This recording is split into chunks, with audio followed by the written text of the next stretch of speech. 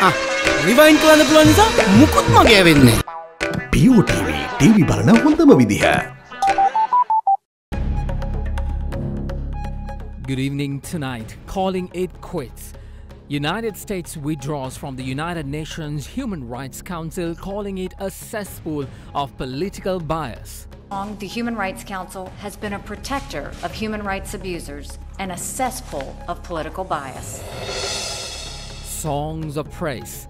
The outgoing United Nations High Commissioner for Human Rights, Zaid Rad Al Hussein, commends Sri Lanka for cooperating with the UN system. I am pleased to note a number of positive developments with respect to access for these special procedures. Moving Saitam.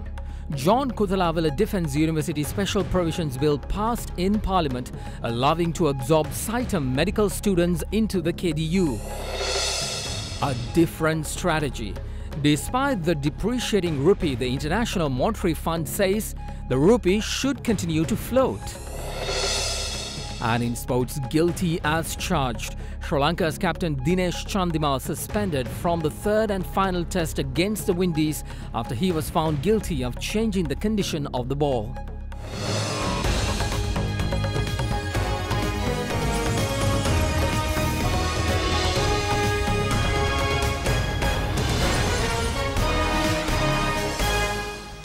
It's 9 o'clock on the dot. This is First at 9 on Other Derana 24/7, Sri Lanka's news channel. Hello everyone, I'm Mahesh Johnny. Once again, the issue of Saitam resurfaces in the country's parliament.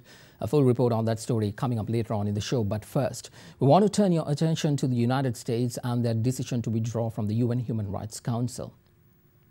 The United States has quit the United Nations Human Rights Council, the UNHRC, saying the body is a cesspool of political bias. U.S. Ambassador to the UN Nikki Haley announced the move yesterday, which followed criticism by the UNHRC of Israel's shooting of unarmed protesters and the separation of children from their parents at the U.S.-Mexico border. Critics say that while U.S. officials have tried to frame the move as pro-human rights, Washington's withdrawal is likely to renew criticism that the Trump administration places less value on human rights than its predecessors, as exemplified by Trump's dealings with alleged human rights abusers like North Korean leader Kim Jong-un or Philippines President Rodrigo Duterte, and the recent outcry over the treatment of immigrants along its southern border. The question now for us as Sri Lankans is as to what is going to happen to the UNHRC resolution on Sri Lanka. We posed that question to several international affairs analysts. In 2009, then Secretary of State Hillary Clinton announced that the US would seek membership in the United Nations Human Rights Council, reversing the policy of former President George W. Bush, whose advisers had considered the Council little improvement over its predecessor, the UN Commission on Human Rights. President Bush's ambassador to the UN, John R. Bolton, likened joining the Human Rights Council to getting on board the Titanic after it's hit the iceberg. Nevertheless, under President Barack Obama, the US continued to work with the UNHRC than criticize it. On the contrary, the Trump administration has been vociferous against the UNHRC for what it calls as undue scrutiny on Israel. Israel is the only country that is subject to a permanent standing agenda item, meaning its treatment of the Palestinians is regularly under the microscope. US support of the Israel became even more clear, with it acknowledging that Jerusalem as its capital and moving the US embassy there, a move met with worldwide criticism. Even during the ensuing protests by Palestinians, where Israeli forces shot and killed many, the US stood by them and backed Israel's right to protect its borders. In its latest move yesterday, the US withdrew from the United Nations Human Rights Council halfway through its 3-year term on the 47-member body. Standing with US Secretary of State Mike Pompeo, US Ambassador to the UN Nikki Haley slammed Russia, China, Cuba and Egypt for thwarting US efforts to reform the Council. She also criticized other nations which she said shared same values with the US for being unwilling to seriously challenge the status quo. In a reference to the Council's alleged bias, Haley had more vitriolic words. For too long, the Human Rights Council has been a protector of human rights abusers and a cesspool of political bias. Human rights abusers continue to serve on and be elected to the Council. The world's most inhumane regimes continue to escape scrutiny, and the Council continues politicizing and scapegoating of countries with positive human rights records in an attempt to distract from the abusers in their ranks. Therefore, as we said we would do a year ago, if we did not see any progress, the United States is officially withdrawing from the UN Human Rights Council. In doing so, I want to make it crystal clear that this step is not a retreat from human rights commitments. On the contrary, we take this step because our commitment does not allow us to remain a part of a hypocritical and self-serving organization that makes a mockery of human rights. Under the Trump administration, the US is not unknown for rejecting multilateral agreements after it pulled out of the Paris Climate Agreement and the Iran nuclear deal. The US withdrawal comes at a time when the country is facing intense criticism for detaining children separated from their migrant parents at the US-Mexico border. Let me pose a question for you. On Monday, UN High Commissioner for Human Rights Zeid Ra'ad al-Hussein called on Washington to halt its unconscionable policy. In the United States, I'm deeply concerned by recently adopted policies which punish children for their parents' actions. In the past 6 weeks, nearly 2,000 children have been forcibly separated from their parents. The American Association of Pediatrics has called this cruel practice government-sanctioned child abuse, which may cause irreparable harm with lifelong consequences. The thought that any state would seek to deter parents by inflicting such abuse on children is unconscionable. As the news broke of US withdrawal from the UNHRC, UN High Commissioner for Human Rights commented over the move and called the US withdrawal disappointing, if not really surprising news.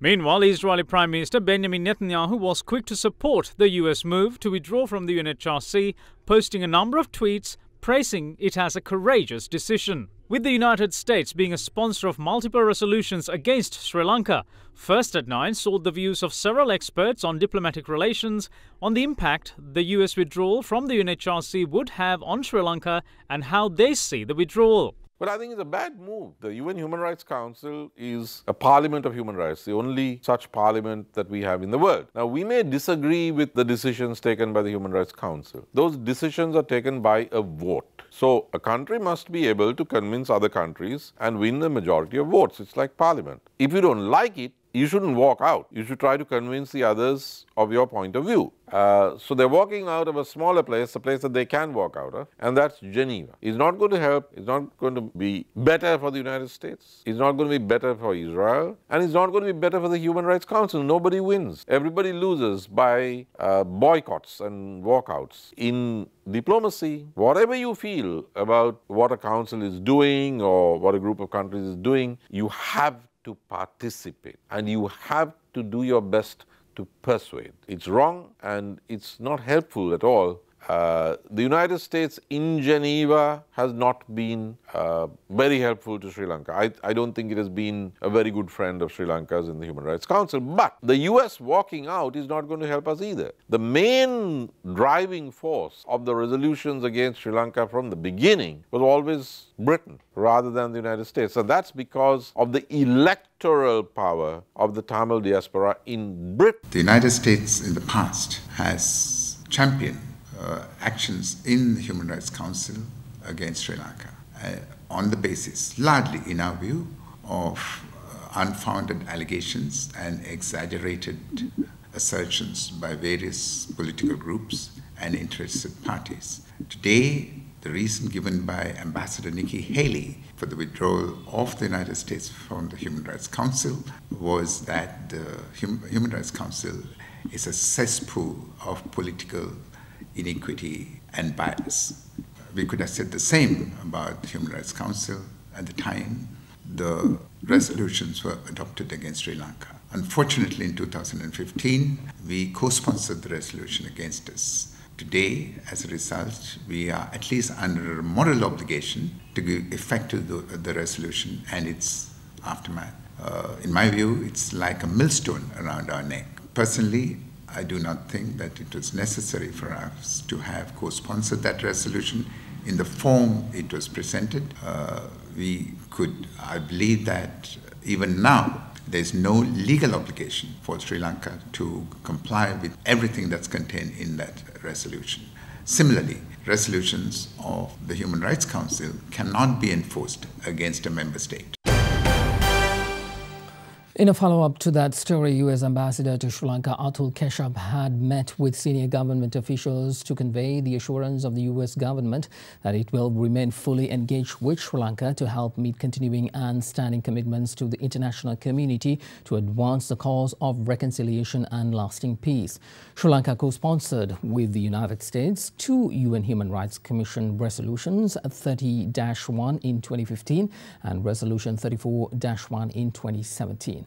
Issuing a statement a short while ago, the U.S. Embassy in Colombo said that the United States will continue to extend its support to Sri Lanka to fulfill these important commitments and obligations to the international community.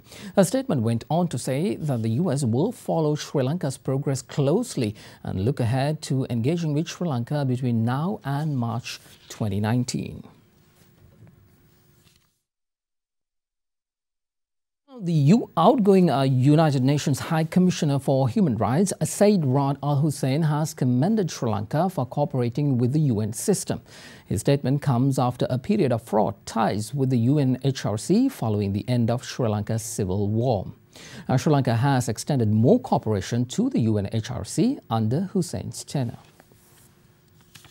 United Nations High Commissioner for Human Rights, Zeid Ra'ad Al Hussein, was speaking at the 38th session of the UN Human Rights Council in Geneva, where he presented his last global update in a regular session on Monday. He praised Sri Lanka for allowing at least 5 visits by various United Nations rapporteurs in the last 5 years. I am pleased to note a number of positive developments with respect to access for these special procedures. These include an increased response rate to communications, now at 68%, an increase of 13% over 2016. I note and commend the following states which have hosted at least 5 visits by thematic mandates in the last 5 years: Argentina, Australia, Azerbaijan, Brazil, Chile, Georgia, Ghana, Greece, Honduras, Italy, Kazakhstan, Mexico, the Republic of Korea, Serbia, Sri Lanka, Tunisia, Ukraine, the UK and the US.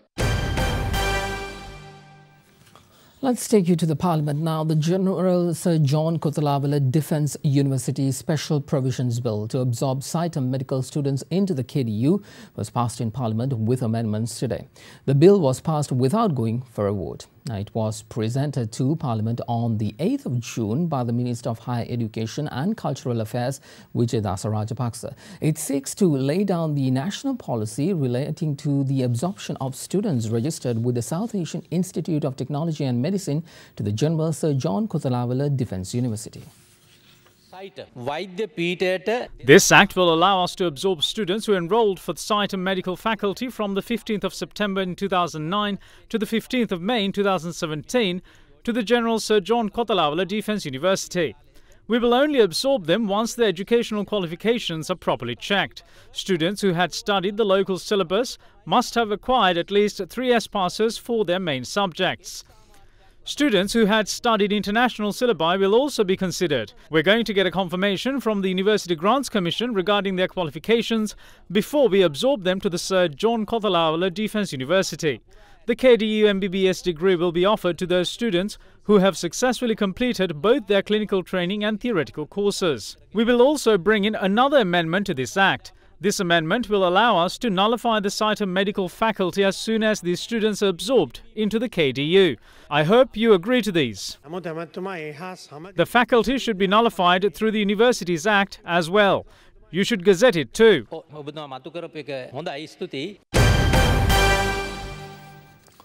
Minister Dr. Rajitha Senaratne revealed today that the Cabinet of Ministers rejected a proposal to grant compensation to families of former LTTE cadres.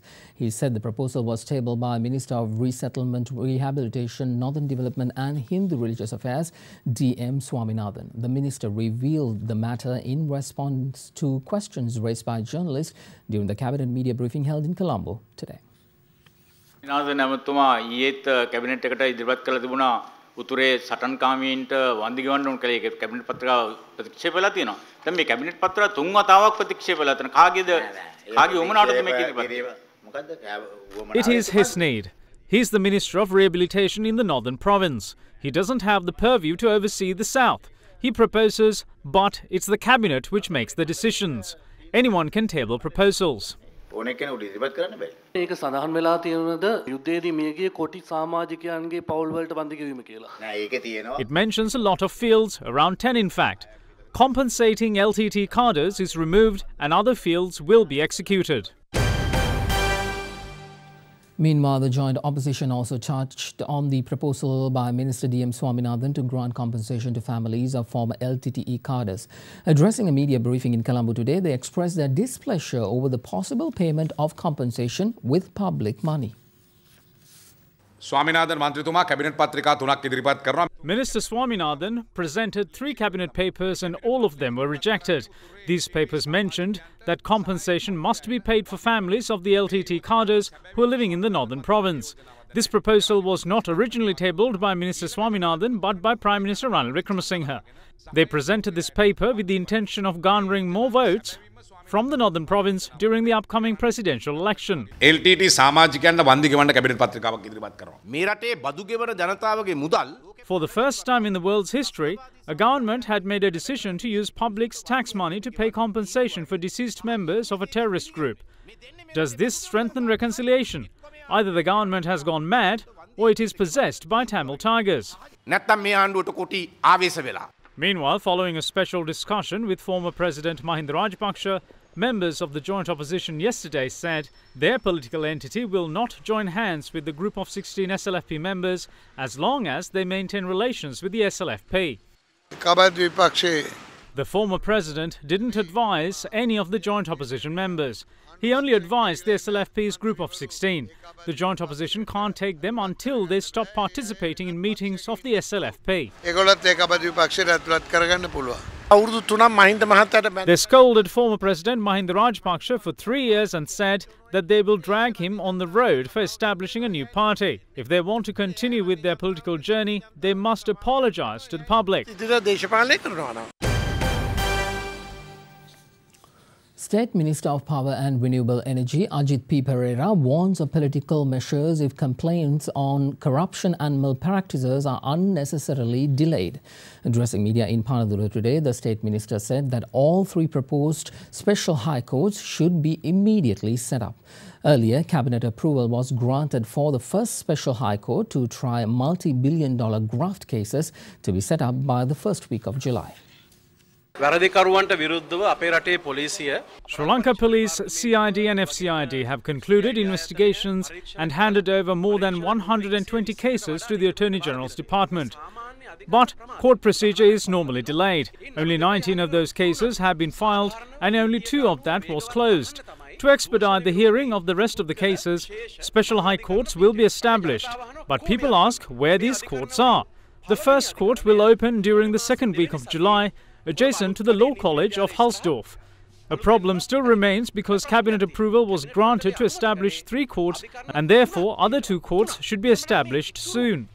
Judges withdrew from hearing cases in the Supreme Court and the Court of Appeal. This was seen before as well, but there is a new tendency now. It must be highlighted that this happens only concerning one person and it implies that there is fear centering this individual.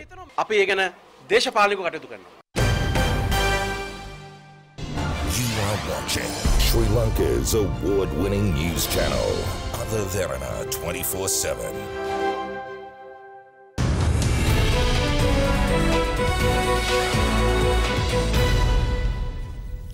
Business news now. China state-owned China Merchant Port Holdings paid the final tranche of the $584 million in the Hambantota port investment to Sri Lanka Ports Authority today. In December last year, Sri Lanka handed over the control of the southern seaport of Hambantota to China on a 99-year lease for $1.5 $1.12 billion. Subsequent to the agreement signed between Sri Lanka Ports Authority and the China Merchant Port Holdings Company Limited, $292.1 million was credited to the US dollar account of the Sri Lankan government, maintained at the Central Bank of Sri Lanka in December of last year. The government received a payment of $97.365 million from China Merchant Port Holdings as a second tranche of their investment in January this year. In one of our headline stories, the International Monetary Fund says that Sri Lanka should allow the rupee to float and stop defending the currency peg. Speaking at a media briefing held over a video press conference on the Extended Fund Facilities fourth review, the IMF Mission Chief for Sri Lanka said the exchange rate should be the first line of defense. She said that said this in a backdrop where the central bank defended an unstable soft peg at around 160 to the US dollar. For 2018, in our report, we have growth growing at 4% and 5% over the medium term. The program remains broadly on track with important reforms that have been implemented by the authorities. The central bank has been conducting monetary policy prudently, bringing back inflation within its band, and has also managed the recent period of market volatility. It was able to rebuild buffers last year thanks to favorable market conditions, but these efforts need to continue. The rupee is still holding, not depreciated as much as the other currencies. Do you think the central bank is holding it and should let it go? The central bank should let the exchange rate float, since this is a flexible exchange rate system, and this will be the best defense to external shocks. And of course, it should smooth excess volatility that could create disorderly market conditions. But otherwise, yes, greater exchange rate flexibility will be welcome. Into the stock market now, Sri Lankan shares fell for a 10th consecutive session today to their lowest close in more than 14 months. The all share price index ended 0.76% weaker at 6,217.91, its lowest close since 5th of April last year. Turnover stood at 341.5 million rupees, well below this year's daily average of 952.8 million rupees. Foreign investors sold equities net worth of 31.4 million rupees, extending the year-to-date net foreign outflows to 796.2 million rupees of shares so far this year. The Sri Lanka rupee closed marginally weaker against the US dollar today after export conversions clawed back the currency from a low of 160 in early trading. The rupee closed marginally weaker at 159 to 160 against the US dollar in the spot market on import demand. Now with that, let's now take a look at how the Sri Lankan rupee traded against other currencies during the trading today.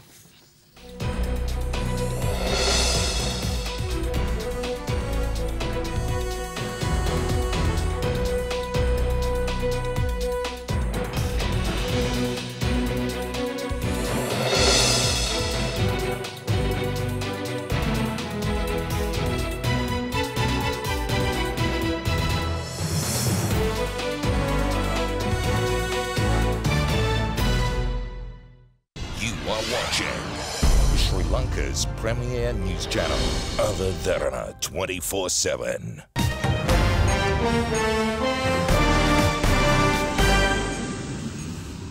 International news now. Pope Francis joined international condemnation against the US policy of separating migrant families at its border. In a rare interview with Reuters, the Pope said he supported recent statements by US Catholic bishops and who called the separation of children from their parents contrary to Catholic values and immoral. Pope Francis insisted that it's not easy, but populism is not the solution. The Republican-controlled Congress is under pressure to change President Donald Trump's policy, and they are scrambling to draft a new immigration bill to address the growing outcry. President Trump made clear that separating parents and children was, quote, certainly not an attractive thing and does look bad, but when you prosecute the parents for coming in illegally, you have to take the children away, unquote.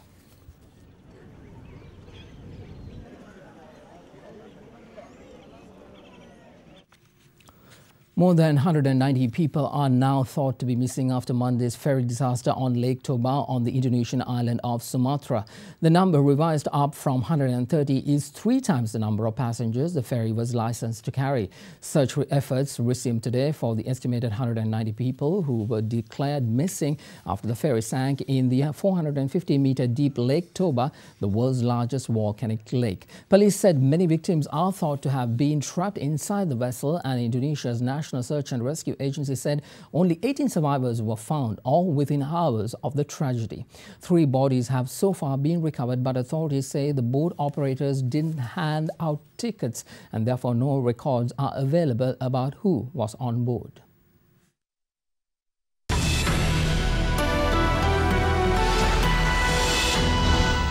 A very good evening and welcome to Forecast First. It's going to be a sweltering day tomorrow in the northern, eastern and southeastern areas of the island, especially during midday. Temperatures close to 35 degrees Celsius are expected along the coastal belt from Trincomalee to Hambantota via Batticaloa, with the exception of Jaffna, where it will max out at 30 degrees. In stark contrast, the central hills will stay cooler, with the likes of Colombo also said to have some reprieve from soaring temperatures. That, however, is mainly down to the light showers expected in the western and southwestern parts of the country. It, however, should not discourage anyone from getting out and about. That's it from your Weather Center tonight. Up next is your City by City forecast.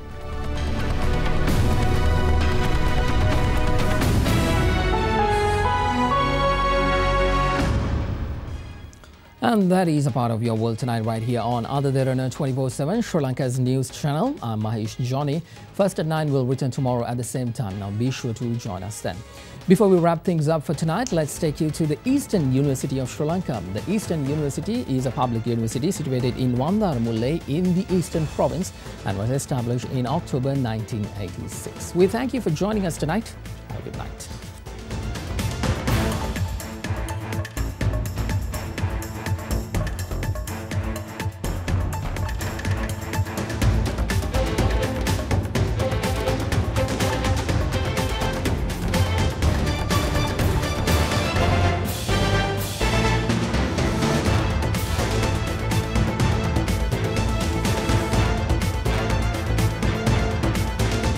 Bringing you the news and information 24 hours a day.